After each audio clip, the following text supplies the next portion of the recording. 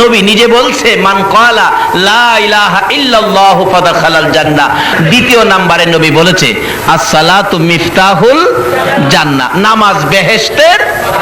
নামাজ বেহেশতের চাবি। কালিমাটা হইল বেহেশতের টিকেট আর চাবি হইল নামাজ। আচ্ছা, টিকেট পাইলেন, চাবি নাই, ঘরে ঢুকতে পারবেন? চাবি লন, টিকেট লন। এখন টিকেট পাইলেন, চাবিও পাইলেন, জান্নাত কই লন? নবীরে জিগাই, কারণ হাদিস শরীফের কথা তো নবী বলছে। নবীরে লন জিগাই, নবী গো টিকেট পাইলাম আপনার কথায়, চাবি পাইলাম আপনার কথায়, জান্নাত কই? নবী বলবে জান্নাত তোমার মায়ের পায়ের নিচে। বলুন কার পায়ের নিচে? আরো জোরে বলতে হবে। জান্নাতটা কাছে হইল না দূরে হইল? নামাজ ঠিক আছে, রোজা আছে, হজ আছে, নবীর ভালোবাসা আছে, মসজিদ বানাইছেন, মাদ্রাসা বানাইছেন, মুফতি সাহেব, মুহাদ্দিস সাহেব, মুফাসসির সাহেব, মুরব্বি সাহেব হইছেন, মাথায় টুপি, মুখে দাড়ি, মাথায় পাগড়ি, পরনে জামা, সব ঠিক আছে, কিন্তু মায়ের সাথে একটু বেঈমানি করেছেন।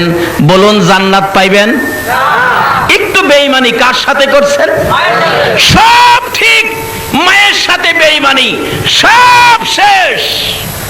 আরে মা বাবার কথা মতো যে জন চলে না, বলুন মা বাবার কথা মতো যে জন চলে না, আল্লাহ নবীজির দয়া তারা পাবি না। হায়রে আল্লাহ নবীজির দয়া।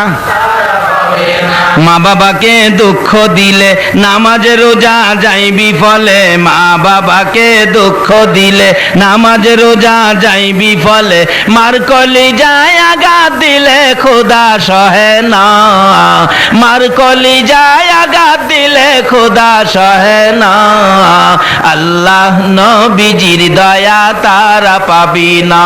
হায়রে আল্লাহ নবীজির দয়া তারা পাবি না। সব ঠিক আছে, মার সাথে বেঈমানি, এখন কি হলো? সব নামাজের নামাজ, হাজির হজ। এক হাজি সাহেবের জীবনী খুলে দেখি, উনি 39 বার হজ করছে। 40 বারের মাথায় আরাফাতের ময়দানে খুশির কান্না কাঁদতেছে, হাই হাই আমার কি ভাগ্য, 40 বার হজ করতে পারলাম।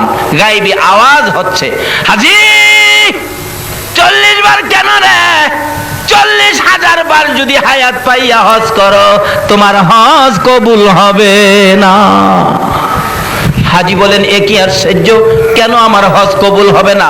ব্যাপারটা কি জানতে চাই। আবার গায়েবী আওয়াজ হচ্ছে, হাজি রে একদিন তোর মার সাথে তর্কাতর্কি করে, সাধারণ ব্যাপার নিয়ে কথা কাটাকাটি করে, এক পর্যায়ে রাগ হইয়া রে হাজি তোর মারে লাথি মাইরা ঘরের বাইরে ফালাইয়া দিছিলি। তোর মা গলা কাটা মুরগির মতো লাফাইয়া লাফাইয়া কলিজাটা ফাটাইয়া দুনিয়া থেকে বিদায় হয়েছিল। বিদায় মুহূর্তে আমি আল্লাহর কাছে একটা বিচারের দরখাস্ত করেছে, হাজি রে লাথি দিয়া মার কলিজা ফাটাইছো 40 বার কেন? 40,000 বার হজ করলেও একটা হজ কবুল হবে না। কারণ নবী বলেছে তোমার মা বাবার চেহারার দিকে মায়ার নজরে তাকাও, তাহলে একবার তাকাইলে একটা কবুল, 7টা উমরা হজের সওয়াব দেওয়া। এক সাহাবী বলেন ইয়া রাসূলুল্লাহ আমি যদি বারে বারে তাকাই? রাসূল বলেন তুমি যদি 100 বার তাকাও একদিনের মধ্যে মায়ার নজরে মার দিকে বাবার দিকে, তাহলে 100 কবুল হজের সওয়াব তোমাকে দেওয়া হবে। এই মারে কষ্ট দিয়া মক্কা মদিনা গেলে কোনো লাভ হবে? রাসূল বলছে তোমার হজ তো তোমার ঘরে, তোমার হজ তোমার এই মার কষ্ট না দিয়া মাকে খুশি করে যদি কেউ হজ করতে যান আপনার ভাগ্য ভালো হবে। একজন হাজী সাহেব 400 জাহান্নামীকে সাফায়াত করে জান্নাতে নেওয়ার অনুমতি পাবে, কিন্তু মারে কষ্ট দিয়া না দিয়া? এখনকার যুগে ছেলেরা মারে কষ্ট দেয় কিনা বলুন তো? মার কথা শুনে না, মারে কষ্ট দেয়। বাস্তব ঘটনা, আমাদের এলাকার এক ঘটনা ঘটছিল। মা বাড়ির কাছে বিয়ে করাইলেন ছেলেকে, ছেলে তো শ্বশুর বাড়িতে যায়, মাশাআল্লাহ শাশুড়িও খুব আদর করে। ঢাকা চাকরি করে তো 7 দিনের ছুটি নিয়ে আসছে, নতুন জামাই তো 7 দিন থাইকা সকালবেলা ফার্স্টই বাস ঢাকা চলে যাবে, কিন্তু মা তো সকাল থেকে অপেক্ষা অপেক্ষায়, আমার ছেলে আইসা আমার কাছ থেকে বিদায় নিয়ে যাবে, আমি মায়ের পায়ে সালাম করবে। কিন্তু সকালবেলা মা অপেক্ষায়, ছেলে আর মার দিকে লক্ষ্য নাই। শাশুড়ির কাছ থেকে বিদায় নিয়ে ঢাকা চলে গেছে। যাওয়ার পথে শীতের রাত্র ছিল, কুয়াশার মধ্যে রাস্তার মধ্যে বাড়ির থেকে 30 কিলোমিটার দূরে যাওয়ার পরেই ট্রাকের সাথে বাস মুখামুখি সংঘর্ষ, 7 জন লোক মারা গেল। তার মধ্যে এই ছেলেটাও। মা ফজরের নামাজ পড়ে বিছানায় বসে বসে কান্দে। কলিজা মানে না, কেন জানি কলিজায় আগুন। একটু পরে ঘর থেকে বাহির হইয়া রাস্তায় দাঁড়ায় কান্দে। পাড়া প্রতিবেশী মহিলারা প্রশ্ন করে, মা হইয়া এইভাবে কেন কাঁদতেছেন? জবাব দেন, মা দুঃখিনী। রে মহিলারা, পাড়া প্রতিবেশী না, কেন জানি আমি মার কলিজায় আগুন জ্বলতেছে। 30 কিলোমিটার দূরের খবর, মার কাছে আইছি কিনা? মা রান্না করে যায় না, রান্নাও করে না, কোনো কাজ করতে পারতেছে না। নাস্তার সময় পার হয়ে যায়, নাস্তাও মা খায় না, খালি কান্দে। মহিলারা জিজ্ঞেস করলে জবাব দেন, কেন জানি রে, আমার কলিজায় আগুন জ্বলছে। একটু পরে অ্যাক্সিডেন্টের লাশগুলি টাইনা টাইনা বাহির করে। লোকটার পকেটে ভিজিটিং কার্ড ছিল, কার্ডের মধ্যে ঠিকানা পাইয়া লোকেরা টাকা উঠাইয়া কাইটটা দিয়া প্যাকেট করে 200 টাকা ভ্যান গাড়ি ভাড়া করে উঠাইয়া দিয়ে লাল নিশান লাগাইয়া ভ্যান গাড়ি যাইতেছে লাশ লইয়া। বাড়ির কাছাকাছি যাওয়ার পর প্রশ্ন করলেন, মাই সাহেব দাঁড়ান, দেখেন তো ঠিকানাটা চিনেননি? মন্নান লোকের নাম, বাড়িটা কোথায়? ওই লোকটা বলেন, কি হয়েছে? অ্যাক্সিডেন্টে মারা গেছে। লোকটা বলতেছে, ও ভ্যান গাড়ির ড্রাইভার, ওই যে দেখো মোড়ের মধ্যে দাঁড়ায়া মহিলাটা কাঁদতেছে, এই মহিলাটা মন্নানের মা লাগিনি। মা রাস্তায় দাঁড়াইয়া কান্দে। ভ্যান গাড়িওয়ালা ওই মায়ের পাশে যাইয়া ডাকতেছে, আপনি কেন কান্দেন? আপনার ছেলের নাম কি মন্নান? হ। ভ্যানগাড়িওয়ালা চোখের পানি ছেড়ে দিলেন। মন্নানের মা, আর কেঁদো না, এই যে তোমার মন্নান কাইত্তার প্যাকেটের মধ্যে অ্যাক্সিডেন্টে তোমার মন্নান মারা গেছে।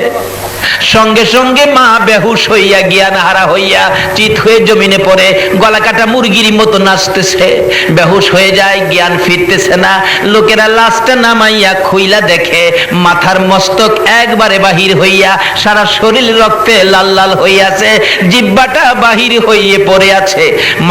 মা বেহুশ হইয়া পড়ে আছে। মন্নানের খবর শুনে মাথায় পানি দিচ্ছে। কিছুক্ষণ পর মার জ্ঞান যখন ফিরে গেছে, মা একটা চিৎকার মেরে ডাকে, ও আমার পাড়া প্রতিবেশী না, ও আমার লোকেরা, আমার একটু জায়গা দে, আমি আমার মন্নানকে মন ভরে দেখবো।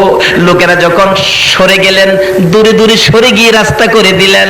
দুঃখিনী মা দৌড়াইয়া যাইয়া মন্নানের দিকে তাকাইয়া দেখে রে রক্তে লাল হয়ে আছে, জিহ্বাটা বাহির করে দিছে।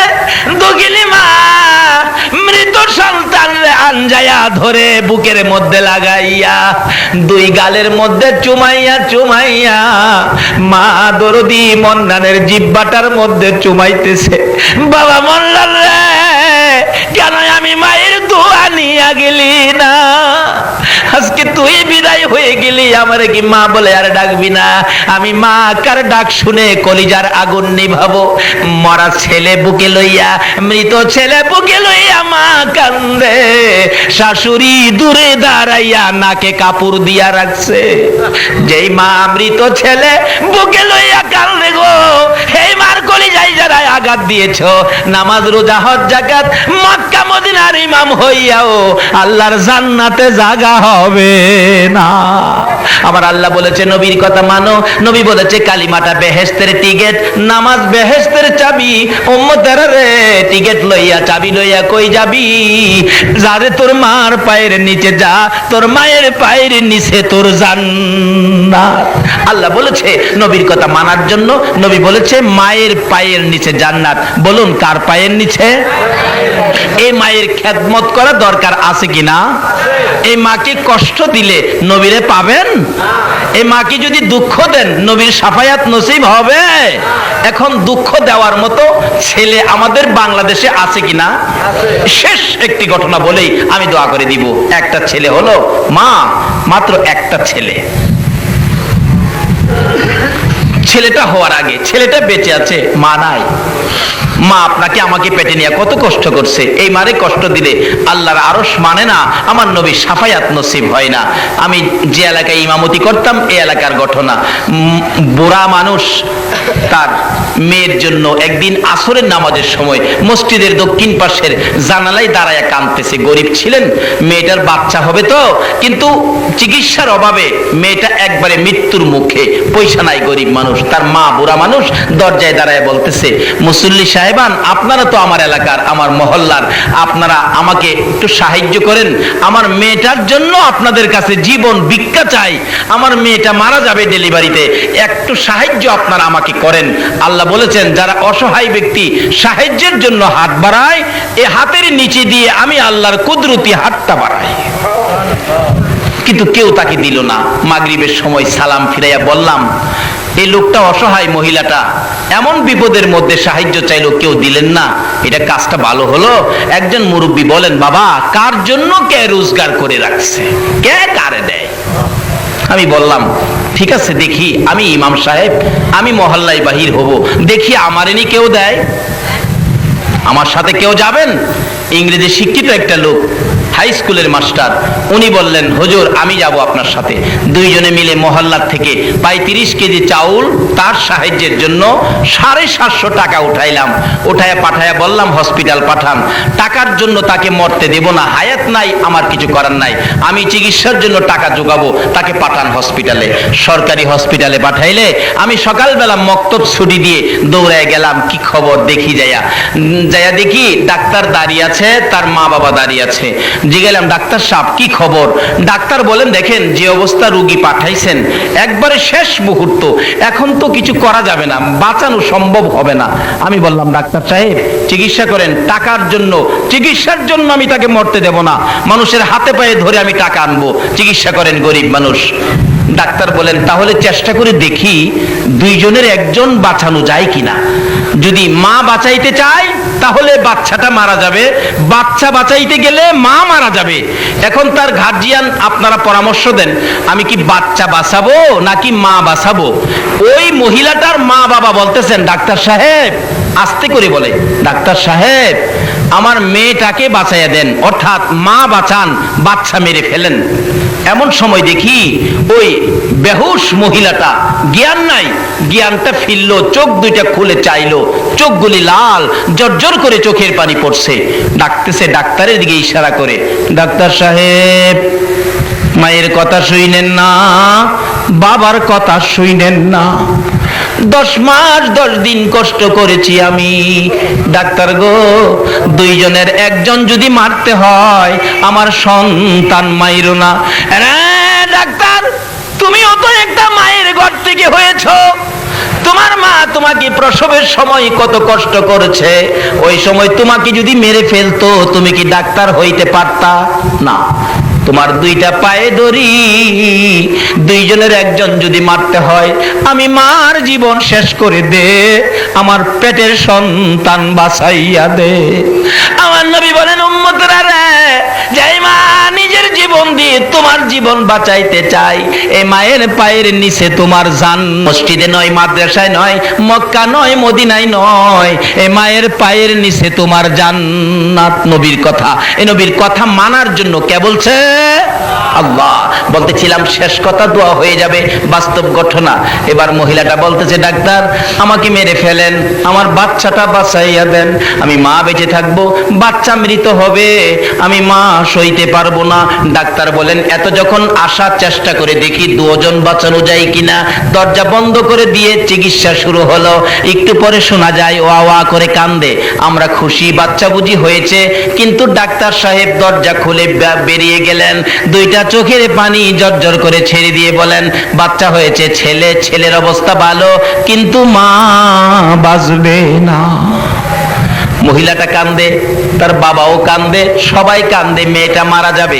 আমি দরজার ভিতরে যাইয়া দেখি বাচ্চাটা, কি সুন্দর বাচ্চাটা, ওয়া ওয়া করে কাঁদতেছে।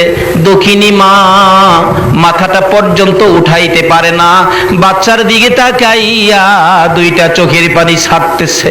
মার দিকে তাকাই ইশারা করে, কথা আর বলতে পারতেছে না। মাকে বুঝাইতে চাই, মা গো তোমরা আমার বাবারে কোলে লও না, তোমরা যদি কেউ কোলে না লাও, দাও না আমার বাবারে আমার বুকে উঠাইয়া দাও না, কিন্তু বুঝাইতে পারে না। অবশেষে দেখি দুঃখিনী মা নিজের বাচ্চা নিজে কোলে নিতে চাইতেছে, দুইটা হাত বাচ্চার দিকে বাড়াইতে চায়, বাড়াইতে পারে না, শক্তি নাই, একবারে শেষ মুহূর্ত। বাচ্চার দিকে তাকাইয়া দুইটা হাত সামনের দিকে ধাক্কাইতেছে, ধাক্কাইতে ধাক্কাইতে হাত দুইটা বাচ্চাটার কাছাকাছি, আর অল্প যদি সামনে বাড়াইতে পারত, মা জীবনের শেষবারের মতো বাচ্চা কোলে নিতে পারত। বাচ্চাটার কাছাকাছি হাত দুইটা যাইতে পারে না, বাচ্চাটার দিকে তাকাইয়া তাকাইয়া চোখের পানি ছেড়ে ছেড়ে মা বিদায় হইয়া যায়। আমার নবী বলেন, উম্মতরা রে, যেই মা মৃত্যুর মুখে তোমার মতো সন্তান কোলে নিতে চায়, এই মার কলিজায় আঘাত দিও না, আমি নবীর শাফায়াত নসিব হবে না। আসুন, আমার আল্লাহ বলেছে তোমরা আমার নবীর কথা মানো। নবী এই কথাগুলো আমাদের জন্য ওয়াজ করে গেছেন। আসুন, নামাজ বেহেশতের চাবি, কালিমা বেহেশতের টিকিট, মায়ের পায়ের নিচে বেহেশ। এর মধ্যে আরেকটা ওয়াজ কোরআন শরীফে আমার আল্লাহ করেছেন, ওয়াসাইনাল ইনসানা বিওয়ালিদাইহি ইহসানা। আল্লাহ এই ওয়াজটুকুন কোরআন শরীফে করেছেন মা বাবা ব্যাপারে। আবার নবীজি এই প্রসঙ্গে ওয়াজ করেছেন। কি ওয়াজ করেছেন? তোমাদের মায়ের পায়ের নিচে তোমাদের কি, মাশাআল্লাহ, জানেন দেখা যায়, কিন্তু জানলে কি হবে? এখন তো মানে না, মানে না বিদায় আমাদের মধ্যে অশান্তি। না মানে অলিরে, না মানে নবীজিকে, না মানে মা বাবাকে। যদি মা বাবাকে খেদমত করে মা বাবার কথা শুনে মা বাবার দোয়া নিতে পারেন, তাহলে আপনি একটা ওলি হতে পারবেন। মায়ের দোয়ায় ডাইরেক্ট ওলি হওয়া যায়। সুবহানাল্লাহ। যে নবীর কথা মানার জন্য বলেছেন, এই নবীর কথা যদি নবীকে ভালোবাসার সহিত মানতে পারেন, নবীর ভালোবাসায় ডাইরেক্ট ওলি হওয়া যায়। এমন কোন ব্যক্তি পৃথিবীতে নাই, এমন কোন ব্যক্তি এই দেশে নাই। দেন লাগাইয়া জুনাইদকে বলতেছেন কুস্তি লাগার জন্য। ইরাকের ঘটনা, আপনারা কি ইরাকে যাইতে রাজি না? তাহলে কোন দিকে তাকিয়ে রইছেন? আর দেখেন নাই জীবনে? আমি আধা ঘন্টার মধ্যে ওয়াজ শেষ করে দিব।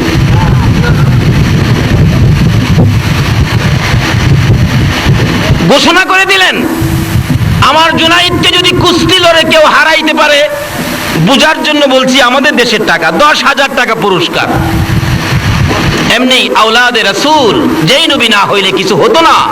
এই নবীর বংশের একটা লোক বাচ্চা কাচ্চা নিয়ে খুব কষ্টের মধ্যে আছেন, না খায়া দিন কাটে, 2 দিন 3 দিন কেটে যায়, চুলার মধ্যে আগুন জ্বলে না। এই গরিবী অবস্থার মধ্যে আওলাদে রাসূল দেখতেছেন ফুস্টার, জুনাইদকে কুস্তি লড়ে হারাইতে পারলে 10,000 টাকা পুরস্কার। আওলাদে রাসূল বাদশার কাছে হাজির হয়ে বললেন, হে বাদশা, আমি তোমার জুনাইদের সাথে কুস্তি লড়বো। আল্লাহু আকবার বলুন। জুনাইদের সাথে কুস্তি লড়বো।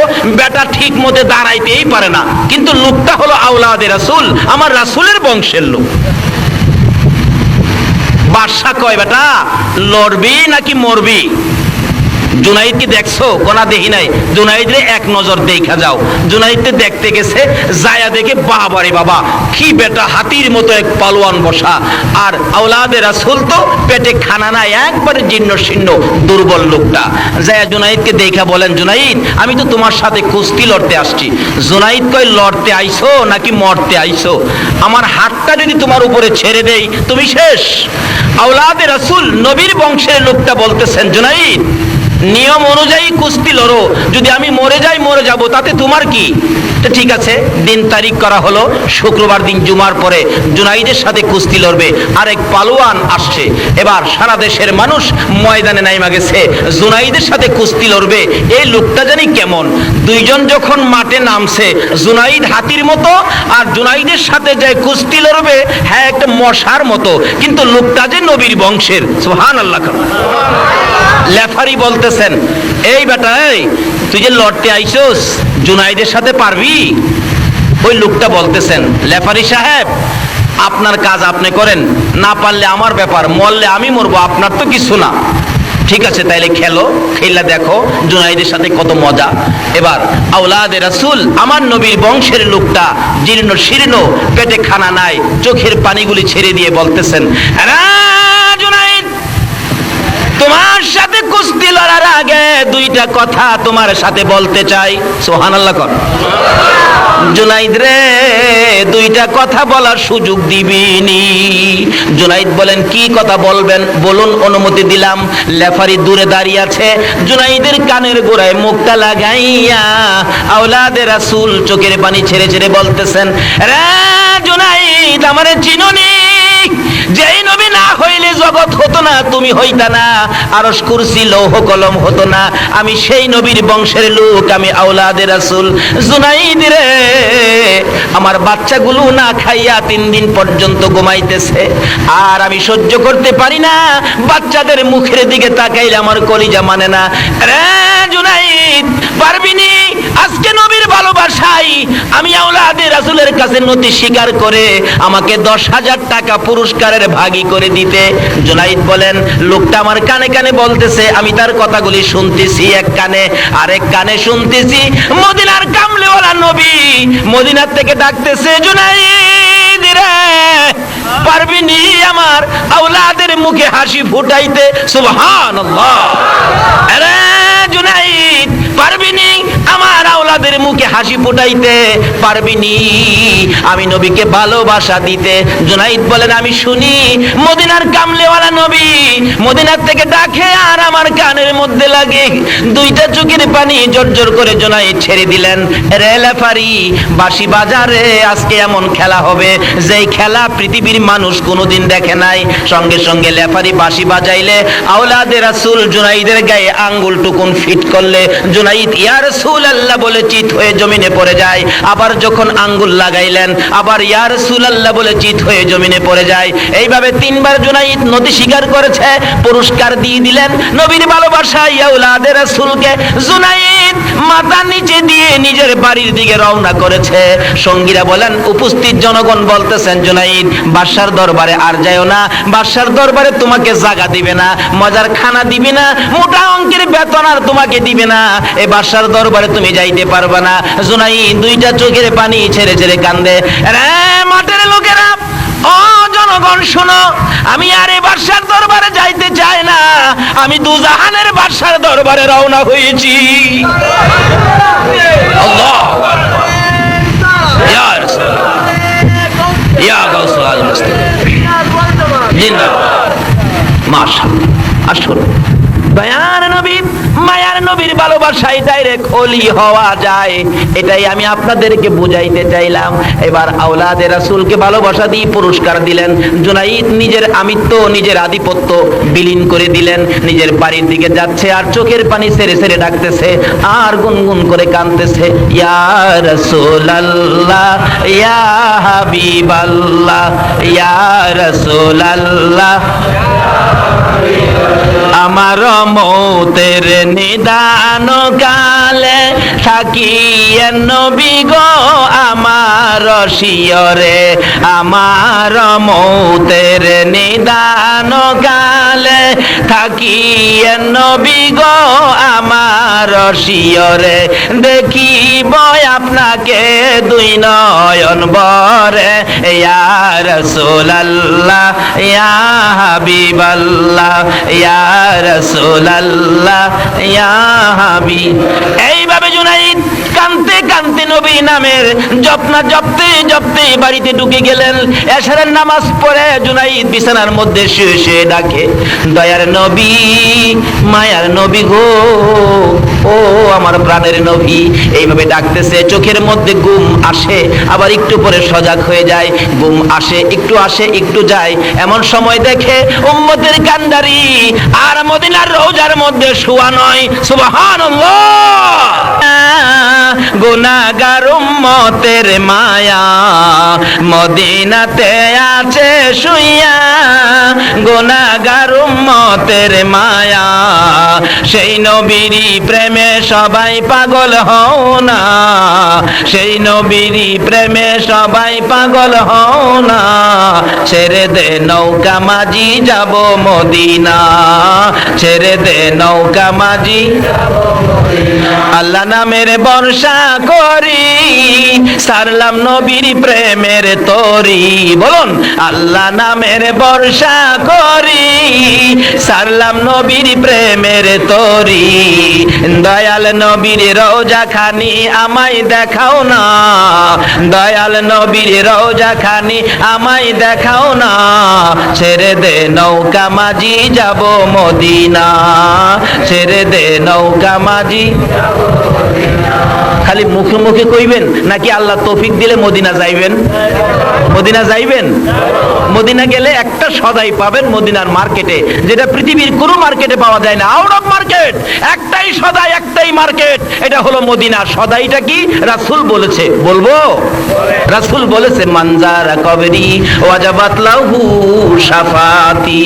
যারা আমি নবীর রওজাটাও জিয়ারত করে গেছে, তাকে শাফায়াত করে জান্নাতে নেওয়া আমি নবীর উপর ওয়াজিব হয়ে গেছে। মদিনার রওজা জিয়ারতকারী একটা মানুষ দেখা যেই কথা, একটা জান্নাতি মেহমান দেখা সেই কথা। যদি আল্লাহ তৌফিক দেয় যাবেন নি মদিনা? ও বাবা যুবকেরা, এখন থেকে সিগারেট না খায়া, আইসক্রিম না খায়া 2 টাকা 1 টাকা করে জমা করো মদিনার উদ্দেশ্যে। যদি তোমার ক্ষমতা নাও হয়, একদিন মদিনার কামলেওয়ালা নবী তোমার ভাঙ্গা করে স্বপ্নে দেখা দিয়ে যাবে। আল্লাহ আমাদেরকে সেই জায়গায় কবুল করুন, সকলে বলুন আমিন।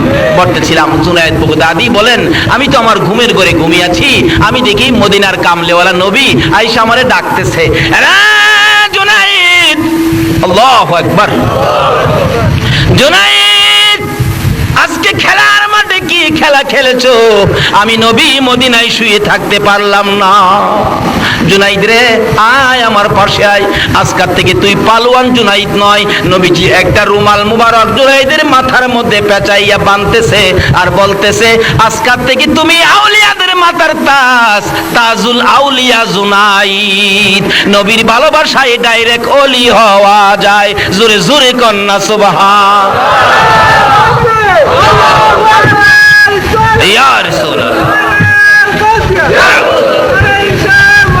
জিন্দাবাদ জিন্দাবাদ জিন্দাবাদ জিন্দাবাদ। মাশাআল্লাহ।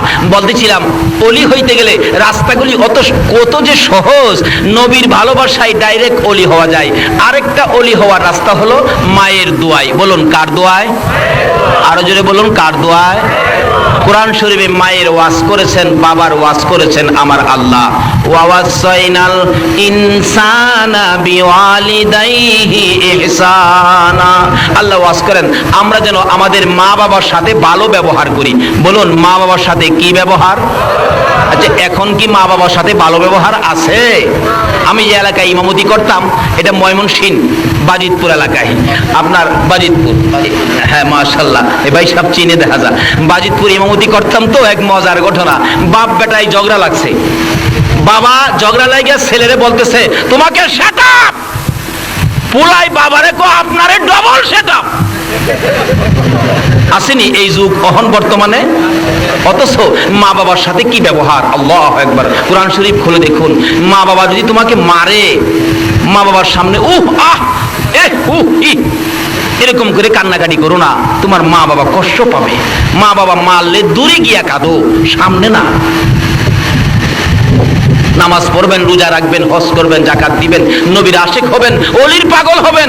যদি মার সাথে বেঈমানি করেন তাহলে সব থাকতে পারে না। তার শরীরের মধ্যে নাকি আগুন জ্বলতে থাকে।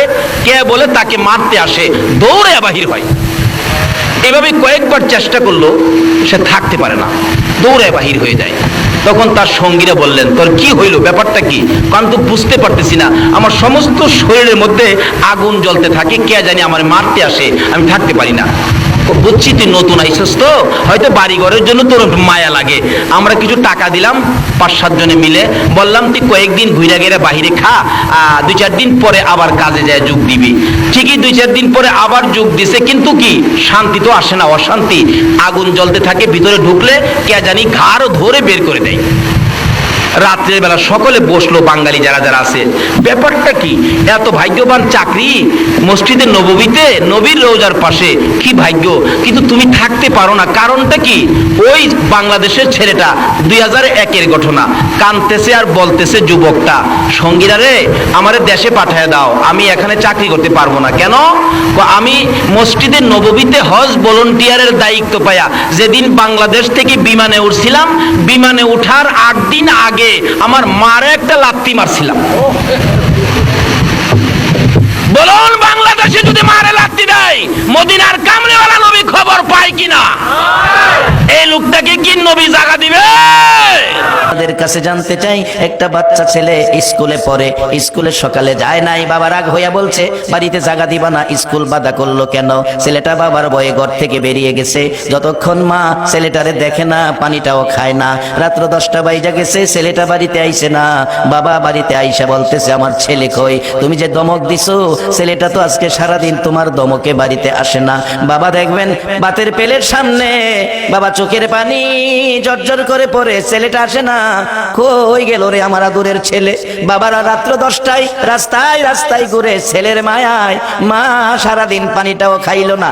এমন দরদি মা বাবা কি সন্তানের লাঠি দিয়া চামড়া উঠাইয়া ফালাইবো? এটা কি আপনাদের বিশ্বাসে আসে? জাহান্নাম বানাইছে আমরা জাহান্নামও দিবার লাগে না, জাহান্নামের ভয়ে আমরা যেন অন্যায় কাজ না করি, আমরা যেন ভালো কাজ করি, এই জন্য আল্লাহ জাহান্নাম বানাইছে আমরা ভয় দেখাবার লাগিয়া। এটা আমার মুখের কথা না বাজান, এটা কোরআন শরীফের কথা। ওয়া আম্মা মান খাফা মাকামা রাব্বিহি ওয়া নাহান নাফসা আনিল হাওয়া ফা ইন্নাল জান্নাতা হিয়াল মাওয়া। আমার আল্লাহ কোরআনে বলেন, আরে আমার আদরের সৃষ্টি, ও আমার আদরের মানুষ, আমি সুন্দর করে তোমাদের বানাইছি জাহান্নামের আগুনে পোড়ানোর জন্য নয়, জাহান্নাম বানাইছি তোমরা যেন আমার জাহান্নামের ভয়ে অন্যায় কাজ ছেড়ে ভালো কাজে করো, অন্যায় কাজ ছেড়ে ভালো কাজ ধরো, অন্যায় ছেড়ে ভালো কাজে আসো। জাহান্নামের ভয়ে তোমরা যেন অন্যায় কাজ ছেড়ে দাও, ভালো কাজ ধরে নাও। জাহান্নামের আযাব গজব আগুনের ভয়ে তোমরা যেন ভালো কাজ করো, অন্যায় কাজ ছেড়ে দাও। যদি কেউ আগুন জাহান্নাম আমার আযাব গজব আমার জাহান্নামের ভয়ে কেউ যদি অন্যায় ছেড়ে ভালো পথে আসে, জাহান্নামে দিবে তো দূরের কথা, জাহান্নামে দিব না রে বান্দা, আমি আল্লাহর জান্নাতুল মাওয়া পুরস্কার দান করে দিব। না রে ঠোঁট দুইটা না রে, মা আমেনা চোখের পানি ছেড়ে কাঁদতেছেন, বাবা গো ঠোঁট দুইটা নাড়তেছো, কি যেন বলবা? আমি মা বুঝতে বাকি নাই গো বাবা, এটাই বুঝি বলবা? মা গো আমি জন্ম হয়ে তোমার কোলে পড়ে আছি, কেউ দিয়ে আমারে দেখতে আসে না, কেউ দিয়ে আমারে কোলে নেয় না, কেউ দিয়ে আমার জন্য কোনো কিছু নিয়ে আসে না। দুনিয়ার মানুষ বাচ্চা জন্ম হলে মামার বাড়ির থেকে স্বর্ণের চেন আসে, খালার বাড়ির থেকে আংটি আসে, বাবার বন্ধুরা জামা কাপড় পায়জামা পাঞ্জাবি নিয়ে দেখতে আসে। মা গো হ্যাঁ মা আমারে কেউ দেখতে আসে না। মা আমেনা বলেন, বুঝতে পেরেছি, এটাই বুঝি বলতে চাইতেছো? ও গো বাবা, কে তোমারে দেখবে? তোমার বাবা নাই, তুমি এতিম। কে তোমারে পাঞ্জাবি পায়জামা দিবে? কে তোমারে জামা কাপড় নিয়ে দেখতে আসবে? তুমি তো এতিম। এই বলে কেউ আসে না। গাইবি আওয়াজ হচ্ছে, আকাশে আওয়াজ শোনা যায়, কে যেন ডাকতেছে, আমেনা রে কান্দিস না, কান্দিস না, তোর এতিম সন্তান দুনিয়ার জমিনে পাঠিয়েছি আমি আল্লাহ। দুনিয়ার কেউ আমার বন্ধুরে কিছু দিবে এটা আমি চাই না। তাকায়া দেখ রে আমেনা, আমি আল্লাহ আমার বন্ধুরে জান্নাতি পোশাক পরাইয়া দিয়েছি। দাদা আব্দুল মুত্তালিব আসতেছে, নাতি হয়েছে খবর পাইয়া, নাতি দেখবে ঘরের কাছে এসে চোখের পানি জর্জর করে ছাড়তেছে, ডাকতেছে আমেনা বাবা গো, নাতি হলে মানুষ খুশি হয়, আপনি কাঁদতেছেন কেন? আব্দুল মুত্তালিব কান্দে, আমেনা রে কান্দি, আমার এত সুন্দর নাতি হয়েছে, আব্দুল্লাহ দুনিয়ায় নাই রে আমেনা। একটা নজর যদি আব্দুল্লাহ সুন্দর সন্তান দেখতো, না জানি কত খুশি হইতো। দে আমার কুলে দে আমার এতিম নাতি, আমি আদর করব, তাই না? কোলে নিয়ে দুই গালে চুমাইতেছে, নানা দাদা নাতি কোলে লইয়া দুই গালে চুমাইয়া আদর করতেছে। আমার আপনার শিশু নবী, এতিম নবী দাদার চেহারার দিকে তাকিয়ে আছে, দাদারে দেখতেছে, কারণ দাদার চেহারায় বাবার কিছু নমুনা থাকে।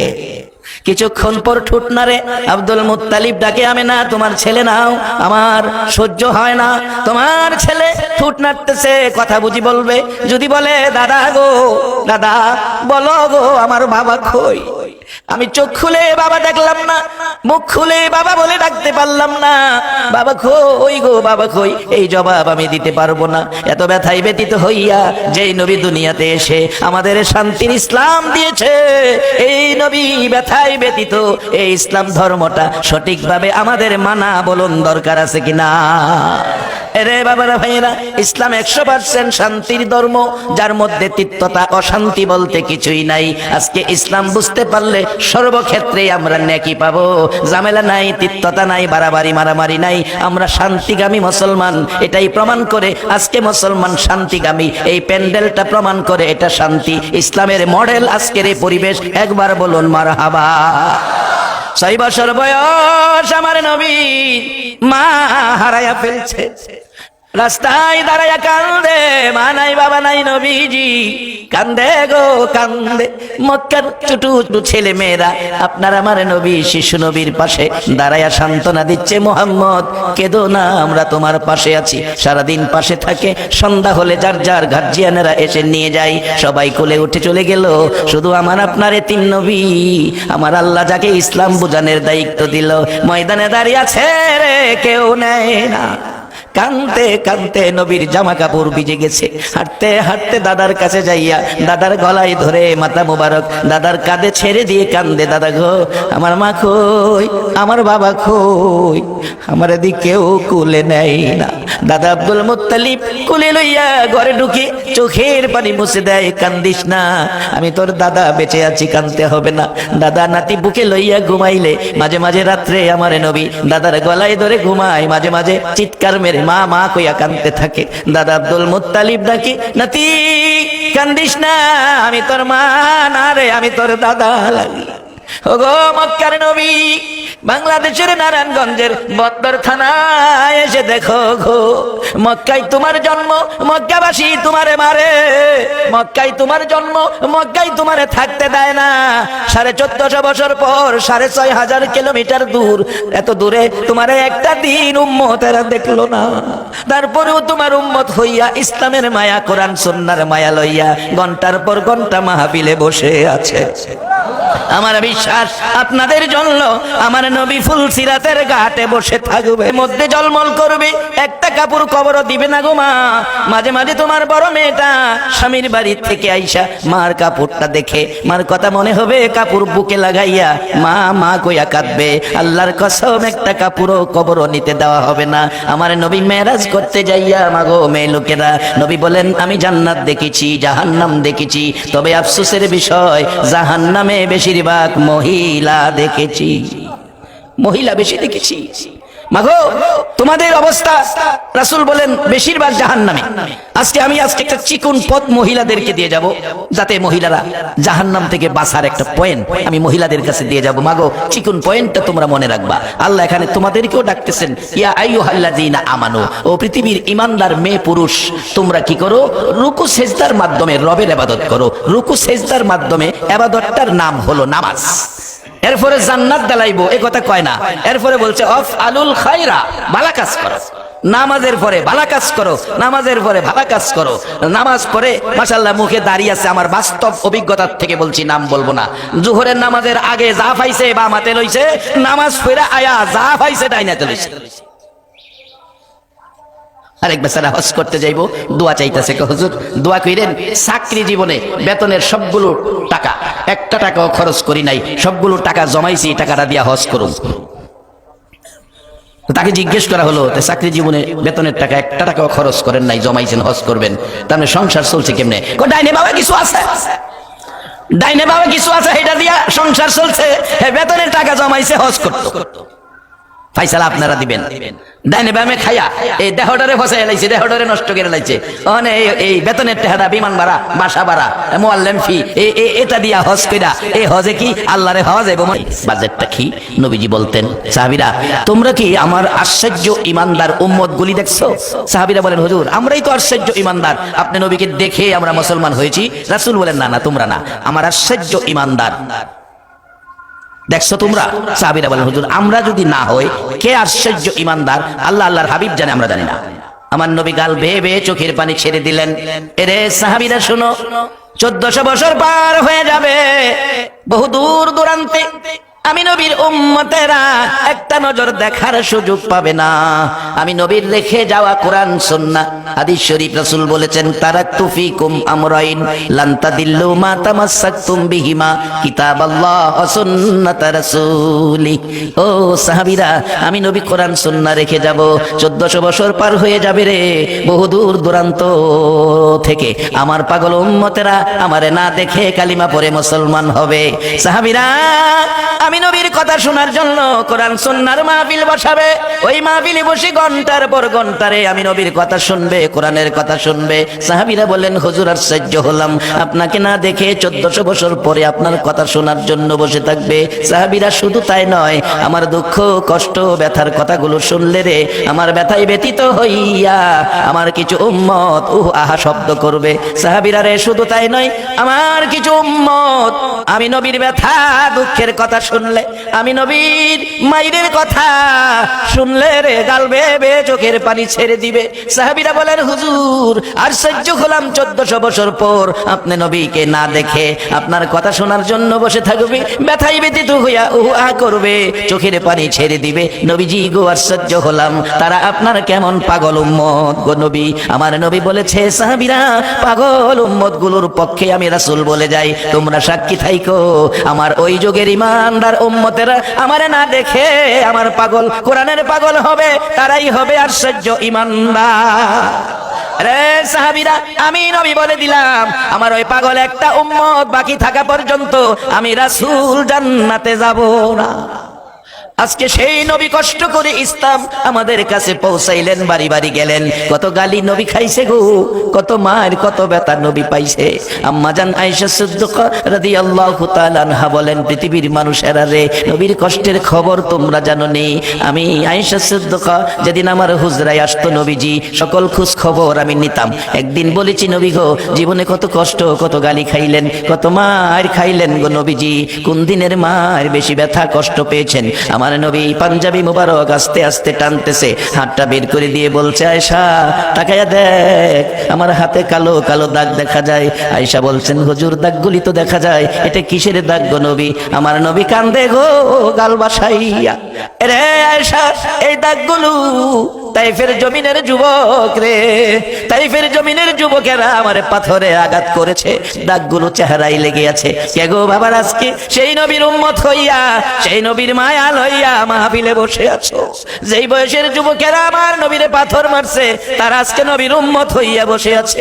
আম্মা জান আয়েশা বলেন, হুজুর দাগগুলো দেখলে আমার ব্যথা হবে, দোয়া করে দেন দাগগুলো যেন পরিষ্কার হয়। আমার নবী বলছে, এরে আয়েশা এই কথাটা কোনোদিন বলবে না, আসরের জমিন যেদিন কায়েম হবে, 3 ইঞ্চি উপরে সূর্য নেমে আসবে, একটা সূর্যের মধ্যে 70টা সূর্যের পাওয়ার থাকবে, মাথার মগজ মাথার সার গলে মাথার মগজ বেরিয়ে যাবে, পানির পিপাসায় জিহ্বা বাহির হয়ে যাবে। ওই দিন আমার উম্মতেরা বিপদে পড়ে নবী কই তালাশ করবে। রে আয়েশা সেদিন আমি নবী 63 বছর জিন্দেগির কষ্ট, এই ফের জমিনের যুবকদের মায়ের দাগ, এর কোনোটারই বিনিময় চাই নাই, বিনিময় নেই নাই। আমি দৌড় দিয়ে আল্লাহর আরশের কিনারে যাব। মাবুদ সকল ওলি আল্লাহগণকে আমাদের মতো মহিলারা পেটে রাখছে, মাবুদ এই খাতিরে আমরা মহিলাদেরকে তুমি মাফ করে দাও। আমি জানতে চাই আপনাদের কাছে, মেয়ে পুরুষ যারা আজকের মাহফিলের মধ্যে আছেন, বাড়ি ঘরে বসে আছেন, সকলের গুনাহ যদি একত্রিত করা হয়, আমার আল্লাহর মায়া দয়া বেশি হবে না কম হবে? আমার আল্লাহ আজকের মাজলিসের মেয়ে পুরুষ সবাইকে মাফ করে দেওয়ার ক্ষমতা আছে কিনা? বাবারা মাগো মেয়ে লোকেরা, চিকুন পয়েন্টটা তোমাদের দিয়ে গেলাম। বলবেন হুজুর আমরার কি চিকুন পয়েন্ট নাই? আরে চিকুন পয়েন্ট আমরার বেশি আছে, সবটা কইতাম না, একটা খালি কই। আমার নবী বসে আছে, জিবরাইল আলাইহিস, হুজুর এই যে পথিক আইতাছে আল্লাহ তারে জান্নাত দিলাইছে। রাসূল বলেন বলো কি কি ব্যাপার? হুজুর একটা পিপাসিত গাদা মরুভূমিতে পানির পিপাসায় জিহ্বা বের করে দিছে, পানি নাই। এই লোকটা একটা তরমুজের বাহল রাস্তার মধ্যে পড়ে দিছে, তরমুজের বাহলটা নিয়ে গাদার সামনে দিছে। সাধারণত তরমুজের বাহলে পানি পানি থাকে, এই তরমুজের বাহলটা পিপাসিত গাদারে নিয়ে কাছে দিছে, খাওয়াইছে। গাদারা এটা খাইয়া কিছুটা পানির পিপাসা কমছে, ঠান্ডা হইছে, আত্মতৃপ্তি পাইছে। হুজুর এই কারণে আল্লাহ খুশি হইয়া এই ব্যক্তিরে আল্লাহ তার জান্নাত দান করে দিছে। তরমুজের বাহল গাদারে খাওয়াইলে আল্লাহ যদি জান্নাত দিতে পারে, আজকে এমন একটা কাজ যদি আমরা করি আল্লাহ আমারে জান্নাত দিব, ক্ষমতা আল্লাহর আছে কিনা? একবার বলুন আল্লাহু আকবার। সেই আল্লাহ কোরআনে বলছে, কি বলছে? রুকু সেজদার মাধ্যমে ইবাদতের পরে তোমরা কি করো? আফআলুল খায়রা, ভালো কাজ করো, তাইলে লাআল্লাকুম তুফলিহুন, তোমরা সফল কাম, তোমরা বেহেশতি। আল্লাহ নিজে কইতেছে। এখন আপনারা কি আল্লাহর বেহেশতি হইতে সকলে রাজি আছেন? ভয় পেন না, বেহেশতে আপনারা যাবেন। রাজি আছেন নিকট? রাজি থাকলে আল্লাহ আপনাদেরকে বেহেশত দিব, কিন্তু শর্ত হলো জীবনে একটা ভালো কাজ থাকতে হবে। আফআলুল খায়রা লাআল্লাকুম তুফলিহুন। আমি আজকে এখানে দেখি এই বেহেশতি মানুষ কে কে আছেন, আমি একটু দেখব। আল্লাহ বলছে নামাজের পরে, কারণ নামাজ পড়াও অনেকে গেলাম বেজাল করে। আপনাদের এলাকায় জানি আছে কিনা জানি না, আমাদের এলাকায় মাঝে পাওয়া যায়, এক বেচারা আমের ব্যবসা করে, আম বেচে, আমের সিজন। আসরের নামাজ পড়ে দোকানে বইছে, মাথায় টুপি, মুখে দাড়ি, পাঞ্জাবি লাগানো, বইছে দোকানদারি করে। আম এক ভদ্রলোক জিগাইলেন আম কত কেরা? কয় কেজি নিবেন? 5 কেজি। তাইলে কিনা দাম 95 টাকা। নামাজ পড়াইছে টুপি মাথায়, এই লোকটার প্রতি মানুষের বিশ্বাস, শ্রদ্ধা, ভক্তি আছে, বাস 5 কেজি লয়ে গেছে। আরেকজন আইছে, চাচা আম কত কেরা? কয় কেজি নিবেন? 10 কেজি। তাহলে কিনা দাম রেখে দিব 90 টাকা। সব নামাজের নামাজ, হাজির হজ। এক হাজি সাহেবের জীবনী খুলে দেখি উনি 39 বার হজ করছে। 40 বারের মাথায় আরাফাতের ময়দানে খুশির কান্না কাঁদতেছে, হাই হাই আমার কি ভাগ্য, 40 বার হজ করতে পারলাম। গায়েবী আওয়াজ হচ্ছে, হাজি 40 বার কেন রে? 40,000 বার যদি হায়াত পাইয়া হজ করো তোমার হজ কবুল হবে না।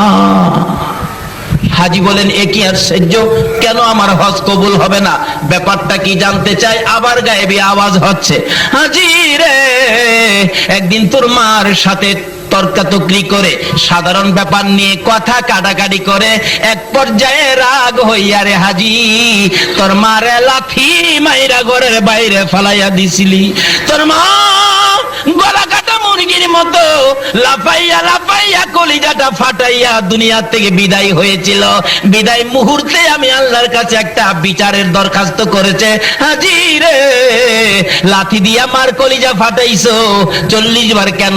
40,000 বার হজ করলেও একটা হজ কবুল হবে না।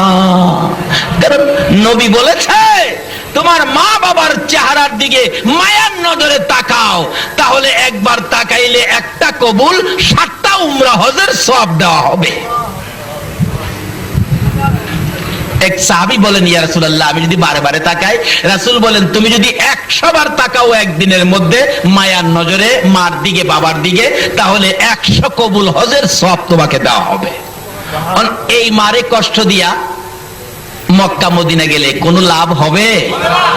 রাসূল বলছে তোমার হজ তো তোমার ঘরে, তোমার হজ তোমার এই মার কষ্ট না দিয়া মাকে খুশি করে যদি কেউ হজ করতে যান আপনার ভাগ্য ভালো হবে। একজন হাজী সাহেব 400 জাহান্নামীকে সাফায়াত করে জান্নাতে নেওয়ার অনুমতি পাবে, কিন্তু মারে কষ্ট দিয়া না দিয়া? এখনকার যুগে ছেলেরা মারে কষ্ট দেয় কিনা বলুন তো? মার কথা শুনে না, মারে কষ্ট দেয়। বাস্তব ঘটনা, আমাদের এলাকার এক ঘটনা ঘটছিল। মা বাড়ির কাছে বিয়ে করাইলেন ছেলেকে, ছেলে তো শ্বশুর বাড়িতে যায়, মাশাআল্লাহ শাশুড়িও খুব আদর করে। ঢাকা চাকরি করে তো 7 দিনের ছুটি নিয়ে আসছে, নতুন জামাই তো 7 দিন থাইকা সকালবেলা ফার্স্টই বাস ঢাকা চলে যাবে। কিন্তু মা তো সকাল থেকে অপেক্ষায়, আমার ছেলে আইসা আমার কাছ থেকে বিদায় নিয়ে যাবে, আমি মায়ের পায়ে সালাম করবে। কিন্তু সকালবেলা মা অপেক্ষায়, ছেলে আর মার দিকে লক্ষ্য নাই, শাশুড়ির কাছ থেকে বিদায় নিয়ে ঢাকা চলে গেছে। যাওয়ার পথে শীতের রাত্র ছিল, কুয়াশার মধ্যে রাস্তার মধ্যে বাড়ির থেকে 30 কিলোমিটার দূরে যাওয়ার পরেই ট্রাকের সাথে বাস মুখামুখি সংঘর্ষ, 7 জন লোক মারা গেল, তার মধ্যে এই ছেলেটাও মারা গেছে। আচ্ছা বলুন তো, রাস্তাঘাটে কোনো বিপদ যদি সন্তানের হয়, আগে খবরটা কে পায়? আরো আস্তে কোন কে পায়? মা ফজরের নামাজ পড়ে বিছানায় বসে বসে কান্দে, কলিজা মানে না, কেন জানি কলিজায় আগুন। একটু পরে ঘর থেকে বাহির হইয়া রাস্তায় দাঁড়ায় কান্দে। পাড়া প্রতিবেশী মহিলারা প্রশ্ন করে, মা হইয়া এইভাবে কেন কাঁদতেছেন? জবাব দেন, মা দুঃখিনী। রে মহিলারা, পাড়া প্রতিবেশী না, কেন জানি আমি মার কলিজায় আগুন জ্বলতেছে। 30 কিলোমিটার দূরের খবর মার কাছে আইছে কিনা? মা রান্না করে যায় না, রান্নাও করে না, কোনো কাজ করতে পারতেছে না। নাস্তার সময় পার লাগাইয়া ব্যান গাড়ি যাইতেছে লাশ লইয়া। বাড়ির কাছাকাছি যাওয়ার পর প্রশ্ন করলেন, মাই সাহেব দাঁড়ান, দেখেন তো ঠিকানাটা চিনেননি? মন্নান লোকের নাম, বাড়িটা কোথায়? ওই লোকটা বলেন কি হয়েছে? অ্যাক্সিডেন্টে মারা গেছে। লোকটা বলতেছে, ও ভ্যান গাড়ির ড্রাইভার, ওই যে দেখো মোড়ের মধ্যে দাঁড়ায়া মহিলাটা কাঁদতেছে, এই মহিলাটা মন্নানের মা লাগে। ভ্যান গাড়ির ড্রাইভার চোখের পানি ছেড়ে ছেড়ে কান্দে আর ডাকে, মন্নান রে, তোর মা কেন রে রাস্তায় দাঁড়ায়া কান্দে? বলুন তো 30 কিলোমিটার দূরের খবর মার কাছে আসছে কিনা? এই মারে কষ্ট দিও না, আমার নবীর শাফায়াত নসিব হবে না। দুঃখিনী মা রাস্তায় দাঁড়াইয়া কান্দে। ভ্যান গাড়িওয়ালা ওই মায়ের পাশে যাইয়া ডাকতেছে, আপনি কেন কান্দেন? আপনার ছেলের নাম কি? মন্নান। হ। ভ্যান গাড়িওয়ালা চোখের পানি ছেড়ে দিলেন, মন্নানের মা আর কেঁদো না, এই যে তোমার মন্নান কাইত্তার প্যাকেটের মধ্যে অ্যাক্সিডেন্টে তোমার মন্নান মারা গেছে। সঙ্গে সঙ্গে মা বেহুশ হইয়া জ্ঞান হারা হইয়া চিত হয়ে জমিনে পড়ে গলা কাটা মুরগির মতো নাচতেছে। বেহুশ হয়ে যায়, জ্ঞান ফিরতেছে না। লোকেরা লাশটা নামাইয়া খুইলা দেখে মাথার মস্তক একবারে বাহির হইয়া সারা শরীর রক্তে লাল লাল হইয়াছে, জিহ্বাটা বাহির হইয়ে পড়ে আছে। মা মা বেহুশ হইয়া পড়ে আছে। মন্নানের খবর শুনে মাথায় পানি দিচ্ছে। কিছুক্ষণ পর মার জ্ঞান যখন ফিরে গেছে, মা একটা চিৎকার মেরে ডাকে, ও আমার পাড়া প্রতিবেশী না, ও আমার লোকেরা, আমার একটু জায়গা দে, আমি আমার মন্নানকে মন ভরে দেখবো। লোকেরা যখন সরে গেলেন, দূরে দূরে সরে গিয়ে রাস্তা করে দিলেন। দুঃখিনী মা দৌড়াইয়া যাইয়া মন্নানের দিকে তাকাইয়া দেখে রে রক্তে লাল হয়ে আছে, জিহ্বাটা বাহির করে দিছে। দুঃখিনী মা মৃত সন্তান আনজায়া ধরে বুকের মধ্যে লাগাইয়া দুই গালের মধ্যে চুমাইয়া চুমাইয়া মা দরদি মন্নানের জিহ্বাটার মধ্যে চুমাইতেছে। বাবা মন্নান রে, কেন আমি মায়ের দোয়া নিয়া গেলি না? আজকে তুই বিদায় হয়ে গেলি, আমার কি মা বলে আর ডাকবি না? আমি মা কার ডাক শুনে কলিজার আগুন নিভাবো। মরা ছেলে বুকে লইয়া, মৃত ছেলে বুকে লইয়া মা কান্দে। শাশুড়ি দূরে দাঁড়াইয়া নাকে কাপড় দিয়া রাখছে। যেই মা মৃত ছেলে বুকে লইয়া কান্দে গো, এই মার কলিজায় যারা আঘাত দিয়েছ, নামাজ রোজা হজ যাকাত মক্কা মদিনার ইমাম হইয়াও আল্লাহর জান্নাতে জায়গা হবে না। আমার আল্লাহ বলেছে নবীর কথা মানো। নবী বলেছে কালিমাটা বেহেশতের টিকেট, নামাজ বেহেশতের চাবি। উম্মতেরা রে, টিকেট লইয়া চাবি লইয়া কই যাবি? যারে তোর মার পায়ের নিচে যা, তোর মায়ের পায়ের নিচে তোর জান্নাত। আল্লাহ বলেছে নবীর কথা মানার জন্য। নবী বলেছে মায়ের পায়ের নিচে জান্নাত। বলুন কার পায়ের নিচে? এই মায়ের খেদমত করা দরকার আছে কিনা? এই মাকে কষ্ট দিলে নবীরে পাবেন? এই মাকে যদি দুঃখ দেন নবীর শাফায়াত নসিব হবে? এখন দুঃখ দেওয়ার মতো ছেলে আমাদের বাংলাদেশে আছে কিনা? শেষ একটি ঘটনা বলেই আমি দোয়া করে দিব। একটা ছেলে হলো, মা মাত্র একটা ছেলে। ছেলেটা হওয়ার আগে ছেলেটা বেঁচে আছে, মা নাই। কিন্তু চিকিৎসার অভাবে মেয়েটা একবারে মৃত্যুর মুখে, পয়সা নাই, গরিব মানুষ, তার মা বুড়া মানুষ দরজায় দাঁড়ায় বলতেছে, মুসল্লি সাহেবান, আপনারা তো আমার এলাকার, আমার মহল্লার, আপনারা আমাকে একটু সাহায্য করেন, আমার মেয়েটার জন্য আপনাদের কাছে জীবন ভিক্ষা চাই, আমার মেয়েটা মারা যাবে ডেলিভারিতে, একটু সাহায্য আপনারা আমাকে করেন।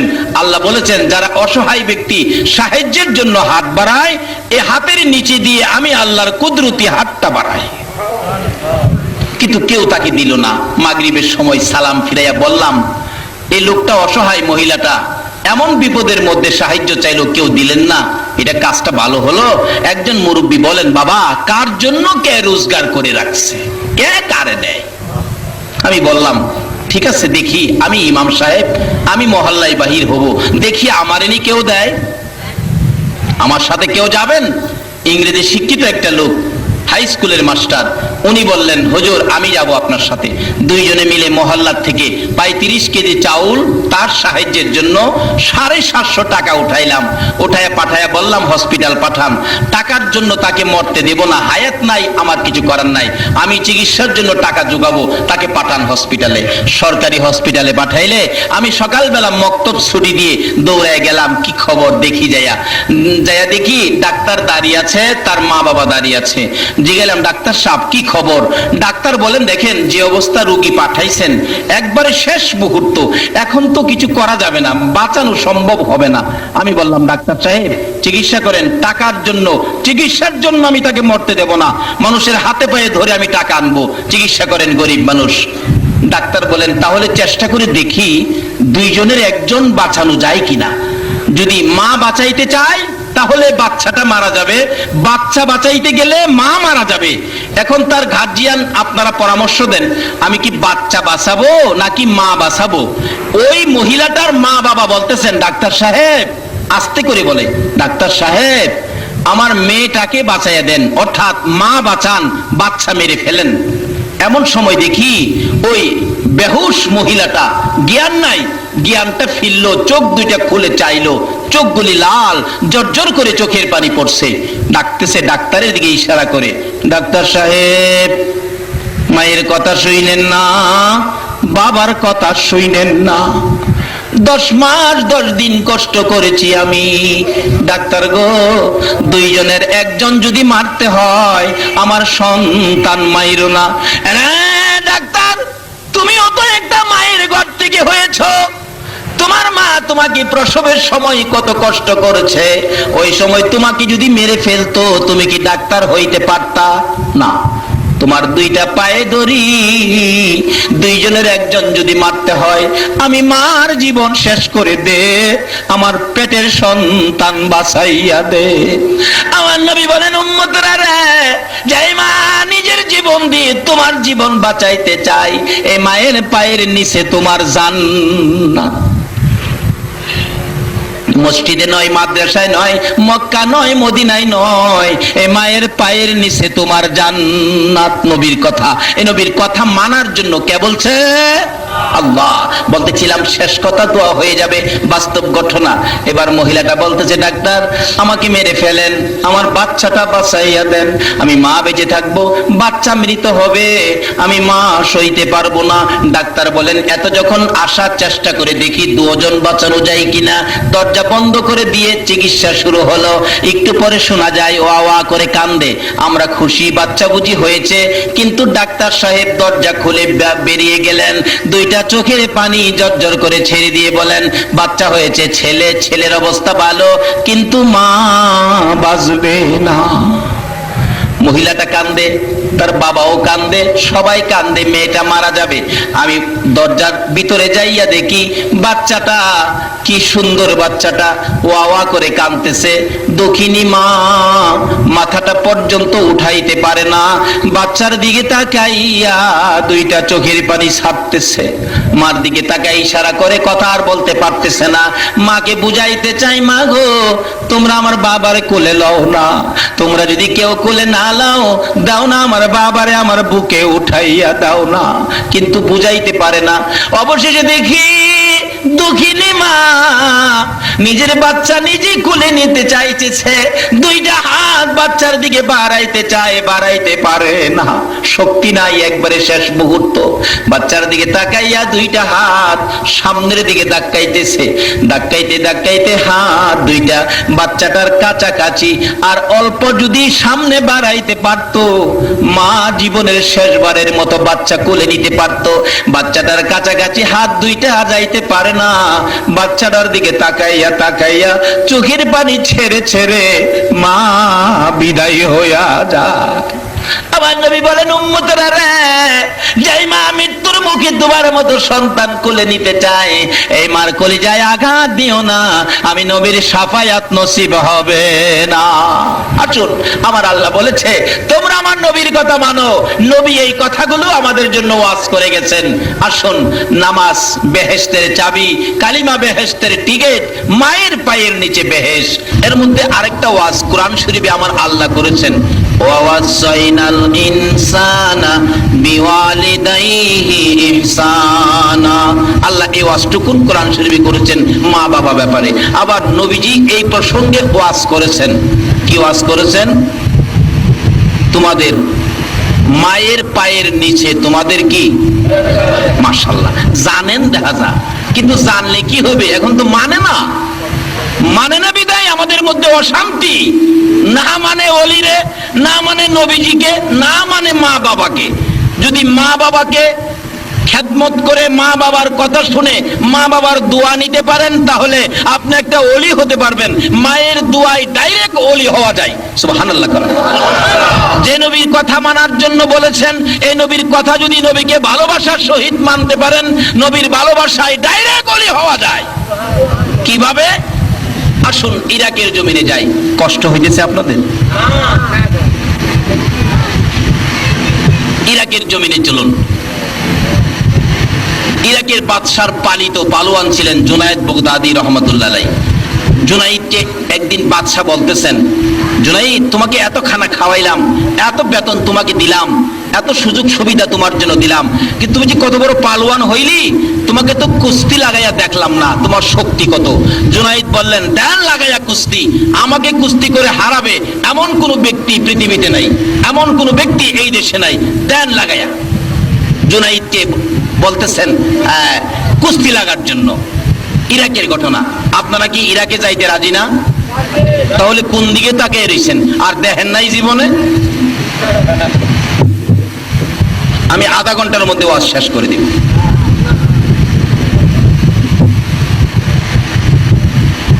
ঘোষণা করে দিলেন, আমার জুনাইদকে যদি কুস্তি লড়ে কেউ হারাইতে পারে, বুঝার জন্য বলছি, আমাদের দেশের টাকা 10,000 টাকা পুরস্কার।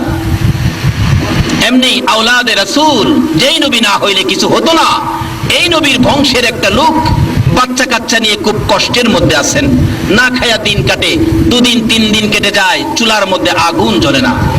এই গরিবী অবস্থার মধ্যে আওলাদে রাসূল দেখতেছেন ফুস্টার, জুনাইদকে কুস্তি লড়ে হারাইতে পারলে 10,000 টাকা পুরস্কার। আওলাদে রাসূল বাদশার কাছে হাজির হয়ে বললেন, হে বাদশা, আমি তোমার জুনাইদের সাথে কুস্তি লড়বো। আল্লাহু আকবার বলুন। জুনাইদের সাথে কুস্তি লড়বো। বেটা ঠিক মতে দাঁড়াইতেই পারে না, কিন্তু লোকটা হলো আওলাদে রাসূল, আমার রাসূলের বংশের লোক। বাদশা কয়, বেটা লড়বি নাকি মরবি? জুনাইদকে দেখছো? কোনা দেখি নাই।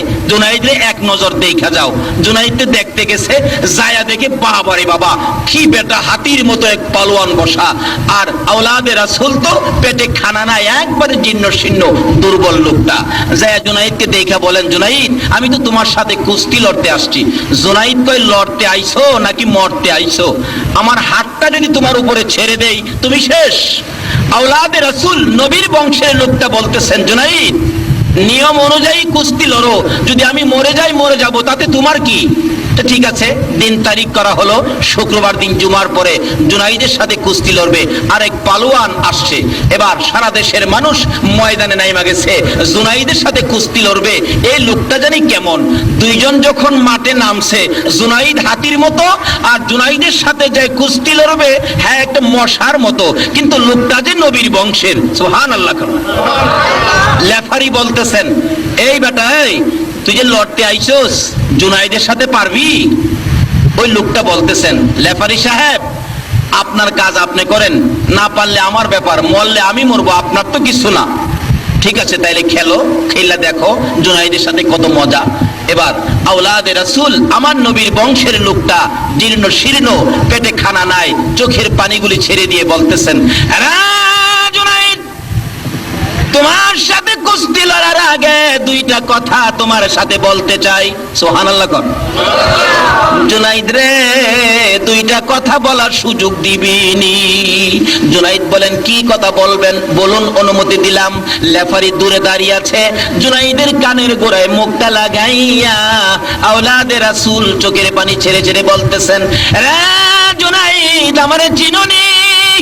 যেই নবী না হইলে জগৎ হতো না, তুমি হইতা না, আরশ কুরসি লৌহ কলম হতো না, আমি সেই নবীর বংশের লোক, আমি আওলাদে রাসূল। জুনাইদ রে, আমার বাচ্চাগুলো না খাইয়া 3 দিন পর্যন্ত ঘুমাইতেছে, আর আমি সহ্য করতে পারি না, বাচ্চাদের মুখের দিকে তাকাইলে আমার কলিজা মানে না।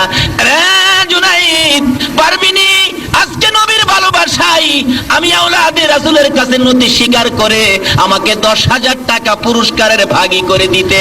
জুনাইদ বলেন, লোকটা আমার কানে কানে বলতেছে, আমি তার কথাগুলি শুনতেছি, এক কানে, আরেক কানে শুনতেছি মদিনার কামলেওয়ালা নবী মদিনার থেকে ডাকতেছে, জুনাইদ রে, পারবিনি আমার আওলাদের মুখে হাসি ফুটাইতে? সুবহানাল্লাহ। আরে জুনাইদ, পারবিনি আমার আওলাদের মুখে হাসি ফুটাইতে? পারবিনি আমি নবীকে ভালোবাসা দিতে?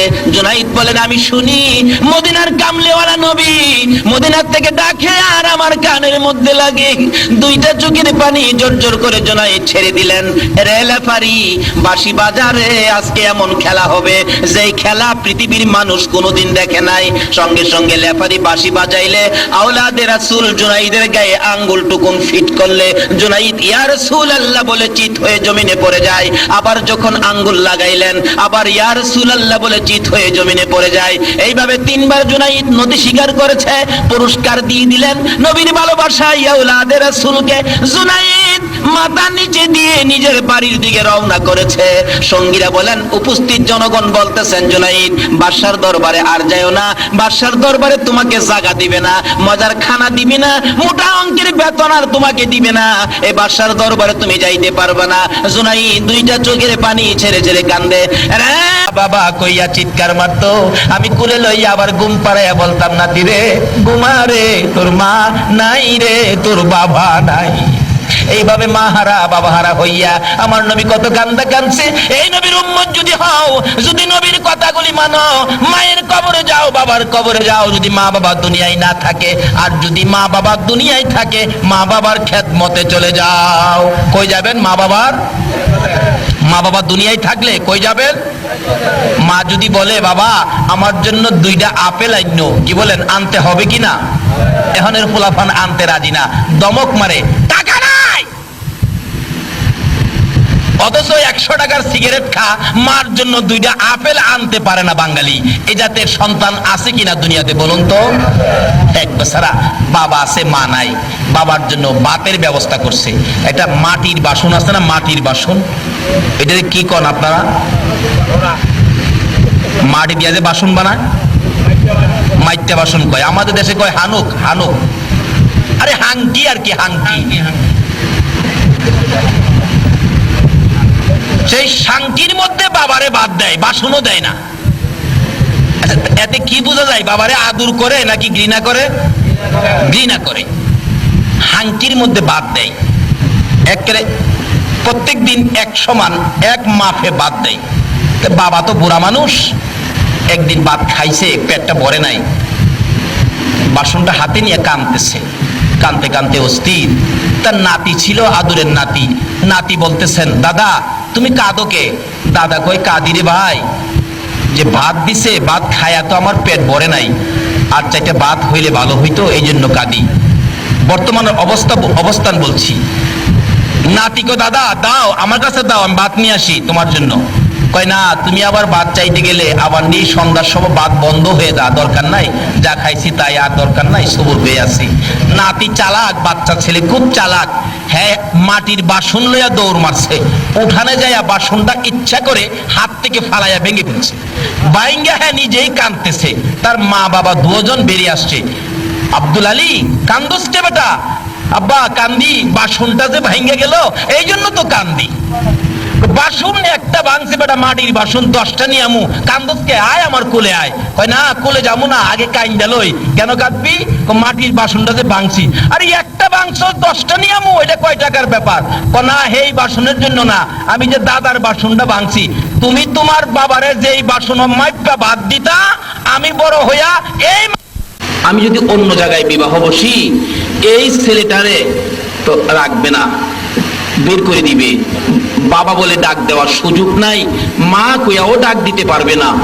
না, বিয়ে বসবো না। একটা বাচ্চার দিকে চায়া মহিলাটা সব শেষ করে দিলেন। আরবি লেখাপড়া জানতেন, বাড়ি বাড়ি প্রাইভেট পড়াইতেন, কোরআন শরীফ পড়াইতেন।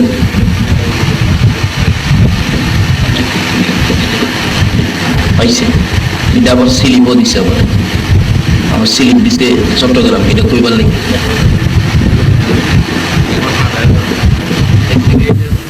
আচ্ছা, মাশাআল্লাহ মাশাআল্লাহ। যাই হোক, যেটা বলতেছিলাম এটা বলে শুনছেন আপনারা।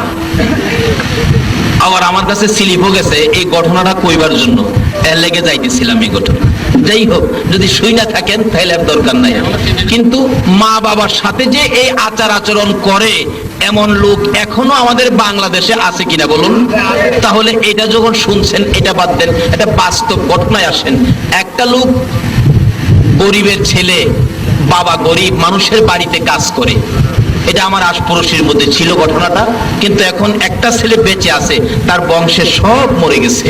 আপনার ওই মানুষের বাড়িতে কাজ করে, কিন্তু ছেলেটারে বিয়ে করাইলেন। বিয়ে করানোর 8 দিন পর জুট মিলে চাকরি করতো ছেলেটা। 8 দিন পরেই কইতাছে, মা আমার ভবিষ্যৎ আছে, তোমরারে খাওয়াইলে আমার ভবিষ্যৎ নষ্ট হয়ে যাবে। মারে খাওয়াইলে বলে হ্যাঁ ভবিষ্যৎ নষ্ট হয়ে যাবে। এই আচার আচরণ করে নামাজ পড়লে কি লাভ হবে? রোজা রাখলে, মুফতি মুহাদ্দিস মুফাসসির হইলে কিচ্ছু লাভ হবে না। মা বাবার মন খুশি না করে আপনি মসজিদে যাবেন, নামাজ পড়বেন, আল্লাহ আল্লাহ রাসূল খুশি হবে না। মা বাবার মন খুশি না করে আপনি মসজিদ বানাবেন, মাদ্রাসা বানাবেন, কিচ্ছু লাভ হবে না। এই ছেলেটা বলতেছেন, মা আমার ভবিষ্যৎ আছে, আমি আর তোমাদেরকে খাওয়াইতে পারবো না। মা বলেন, বাবা আজকেই এই কথা বললি আমারে খাওয়াইতে পারবি না? তোর বাবা কত কষ্ট করে তোরে বড় করেছে, লালন পালন করেছে, আমারে খাওয়াইতে পারবি না? না, পারবো না। অবশেষে কি করবে? আলাদা হয়ে গেছে, জুট মেরে চাকরি করে, সপ্তাহে বেতন পায়। এই দিয়া কিছু রুজি রোজগার মোটামুটি ভালো। দুইজন মানুষ তো কিছু টাকা আয় থাকে, কিছু জমি জমা রাখলেন বন্ধক, জমি জমার উপর কিছু দান, 20 থেকে 25 মণ দান তার ঘরের মধ্যে জমা হয়ে গেছে। খাওয়ার পরে 20 মণ 25 মণ দান। তার বাবা অসুস্থ, মানুষের কাজে যাইতে পারে না। অবশেষে ছোট্ট আরেকটা ভাই ছিল, পেটের খিদায় কাঁদতেছে, 2 দিন 3 দিন হয়ে গেল ঘরে খানা আনতে পারে না। বাবা তো অসুস্থ, খানা আনবে কে? রোজগার করে তো কেউ নাই। বাচ্চাটা বলতেছেন, আম্মা আমার বড় ভাইয়ের ঘরে ধান আছে, ধান নিয়ে আসো। আব্বা কাজে গেলে এই কাজের টাকা দিয়া তুমি ধান কিনা বাইরে দিয়া দিও। মা ছোট বাচ্চার দিকে তাকাইয়া বড় ছেলের কাছে বলতেছেন, বাবা 10-এর দান দিবি? 10-এর দান তোর বাবা সুস্থ হইলে, রোজগার করলে তোর দান কি না তোরে দিয়া দিব। মা দান চাইছে, পোলাই কয় আচ্ছা আমি বুঝা দেখি দেওয়া যাইবে কিনা। মা দান চাইলে যার বুঝবার বাকি থাকে, বলুন তো নামাজ পড়া কি বেহেশতে যাইতে পারবে? রাসূল বলছে বেহেশত কার পায়ের নিচে। আর এই রাসূলের কথা মানার জন্য কে বলছে? ওমা ইউতির রাসূলা ফাকাদ আতা আল্লাহ। আল্লাহ বলছে তোমরা আমার রাসূলের কথা মানো। দান চাইব, মা দান চাইছে, এর বুঝবার বাহির হইছে। আচ্ছা বলুন তো কার সাথে বুঝতেছে? বাড়ি অন্যি যায় কয়, মা তো 10-এর দান চাইছিন, দেওয়া যাইব? মহিলা কয় তুমি কিচ্ছুই বুঝো না, তোমার আইডা তোমার উন্নতরা সেরা দেখতে রাজি না, তোমারে ক্ষতি করতে চায়, তোমার দান খাইবো সব নিয়া দশের দুইটা নিষেধ দিয়া দাও, দান দেওয়া যাবে না। মুখে মুখে বলে দিলেন না না দান দেওয়া যাবে না। যেই মা এই সন্তান পেটে রাইখা কলিজায় লাথি খাইছে, এই সন্তান যদি দশের দান না দেয়, বলুন তো মা কষ্ট পাইছে কিনা? মার চোখের পানি আইসা গেছে। বাবারে কত প্রস্রাব পায়খানা সাফ করছি, রাত্রে রাত বিজার জায়গায়, তোমার প্রস্রাবের বিজা জায়গায় আমি ঘুমাইছি, তোমারে শুকনার মধ্যে রাখছি। যদি একবারে শুকনা জায়গা না পাইছি, আমার বুকে করে তোমারে সারা রাত ঘুম পাড়াইছি। আজকে আমারে 10 কেজি দান দিলা না। মার চোখে পানি আইসা গেছে, কানতে কানতে ঘরে ঢুকলে তার বাবা জিগায় কাদোকে, কাদি তোমার পোলা আমারে 10-এর দান দিল না।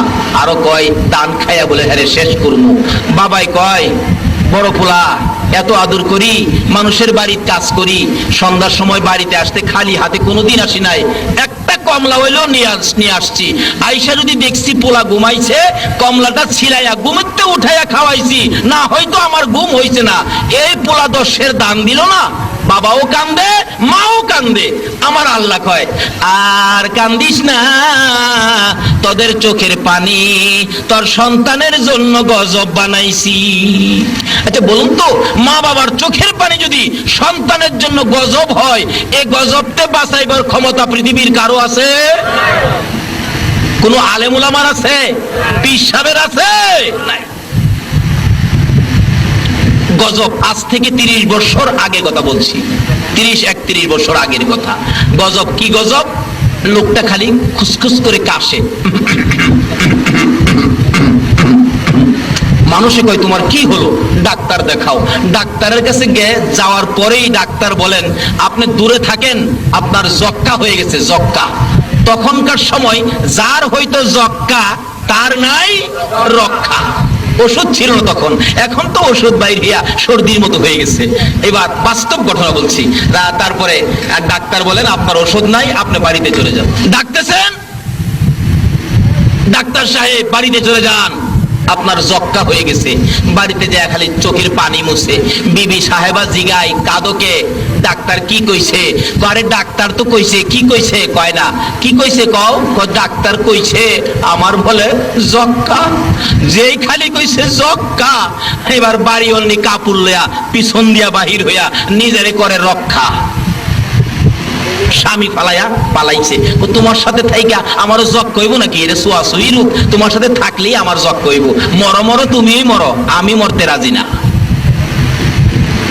একদিন যায়, 2 দিন যায়, একা ঘরে থাকে কেউ নাই। রাত্র গভীর হইলে ঘুম আসে না, খালি কান্দে। ছেলের কান্দার আওয়াজ যখন শোনা যায়, মা দুঃখিনী দরজার কিনারে কানটা লাগাইয়া দাঁড়াইয়া থাকে আর মনে মনে বলতে থাকে বাবা গো, একবার যদি আমারে মা কইয়া ডাক দিতি, তোর বিপদে আমি মা তোর পাশে যাইতাম। কিন্তু বিবি পাশে না, মা পাশে যাইতে রাজি কিনা বলুন তো?